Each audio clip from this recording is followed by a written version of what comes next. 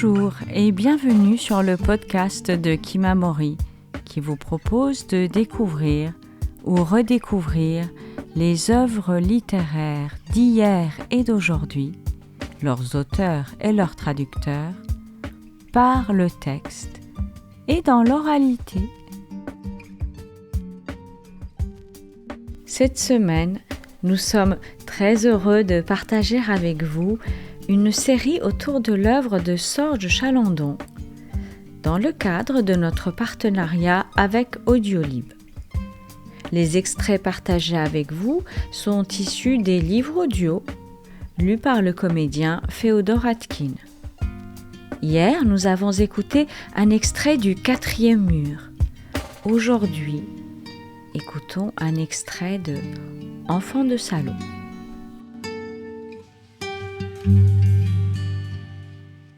Audiolib présente Enfant de salaud de Sorge Chalandon, lu par Féodor Atkin. Il m'aura fallu des années pour l'apprendre et une vie entière pour en comprendre le sens. Pendant la guerre, mon père avait été du mauvais côté. C'est par ce mot que mon grand-père m'a légué son secret et aussi ce fardeau. J'étais assis à sa table. Comme chaque jeudi après le déjeuner, j'avais droit à une pastille de menthe. « Tu peux aller chercher ta Vichy », disait ma marraine en faisant la vaisselle. Je n'avais pas connu la mère de mon père. Elle s'était suicidée avant la guerre. Mon grand-père s'était remis en ménage peu après avec celle que j'appelais marraine. Cuisinière dans une grande famille lyonnaise, elle m'offrait un bonbon octogonal chaque semaine. Et j'allais me servir dans une boîte en fer sous la radio. « Il peut bien raconter ce qu'il veut, ton père. » Je me souviens des mots de mon grand-père. Il les avait prononcés en regardant derrière lui, comme s'il redoutait la présence de son fils. Il avait peur de mon père. Il ne s'était pas revu depuis des années. Il venait de soulever le couvercle de fonte de la cuisinière avec un tisonnier. Il était penché sur le seau à charbon et raclait rageusement les derniers boulets avec sa pelle en fer. Ce jour-là, il était en colère. Je ne sais plus pourquoi. Il était rarement fâché. Il réservait ses emportements à sa femme. Il l'avait maltraitée. Je l'ai appris bien après sa mort. Il a enfourné les morceaux de houille dans les flammes et frappé fort la pelle contre le bord. Je me souviens de ça. Le bruit du métal cogné, la gerbe d'étincelles dans la poussière de charbon, le regard inquiet qu'il a porté dans son dos au moment de cette phrase.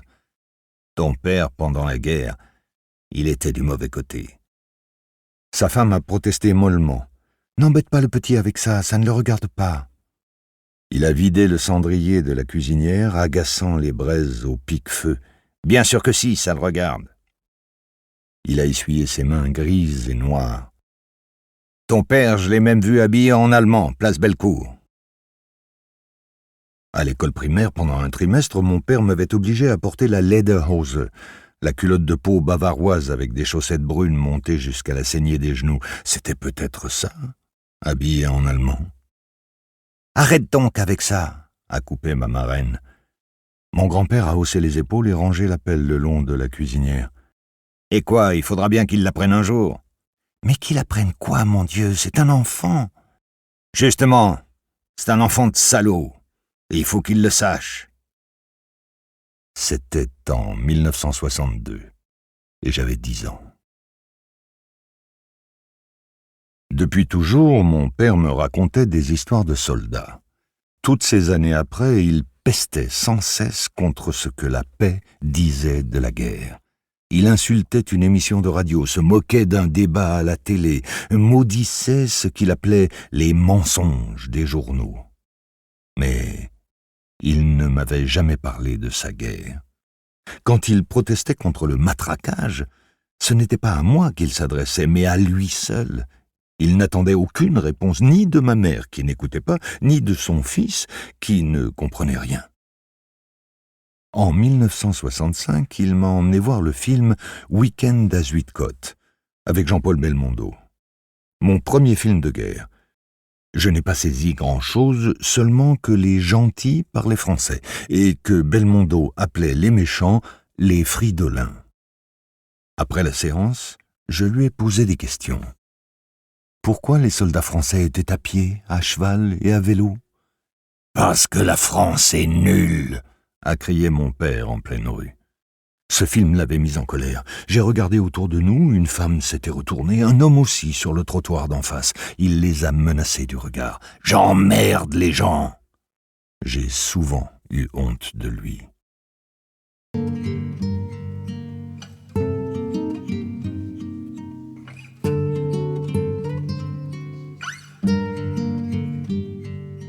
Vous venez d'entendre un extrait de Enfant de salaud, roman de Sorge Chalandon, lu par Féodor Atkin. Demain, vous pourrez écouter un troisième extrait issu du tout dernier roman paru de l'auteur. Tous les livres audio de Sorge Chalandon sont disponibles chez Audiolib.